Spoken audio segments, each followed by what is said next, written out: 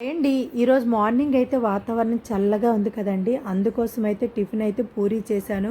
పూరీతో పాటు కూర కూడా చేశాను. కూర అయితే టేస్ట్ అయితే అద్దిరిపోయింది. కళాయిలోకి ఆయిల్ వేసుకొని పోపు దినుసులు కట్ చేసుకొని పచ్చిమిరపకాయలు, ఎండుమిరపకాయలు, కరివేపాకు, ఉల్లిపాయ ముక్కలు వేసుకొని ఉల్లిపాయ కలుపుకొని ఒక్క స్పూన్ శనగపిండి అయితే బౌల్లో వేసుకొని నీళ్లు వేసుకొని కలిపి పక్కన ఉంచుకోవాలి. ఉల్లిపాయలోకి అయితే కట్ చేసుకున్న క్యారెట్ ముక్కలు కూడా వేసుకొని ఉల్లిపాయ ఉడికితే చాలండి, ఏగవసరం లేదు.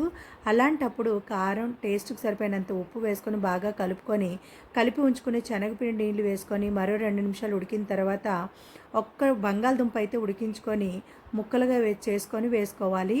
అలాంటప్పుడు నిమ్మకాయ కూడా పిండుకొని కట్ చేసుకుని కొత్తిమీర కరివేపాకు కూడా వేసుకొని మరో 2 నిమిషాలు అయితే దగ్గర అయ్యేంత వరకు కూర ఉడికించుకుంటే పూరీ కూర అయితే రెడీ అయిపోతుందండి. పూరీతోని వేసుకొని తింటే అయితే అద్దిరిపోయింది టేస్ట్ అయితే. మీరు కూడా ఒకసారి ట్రై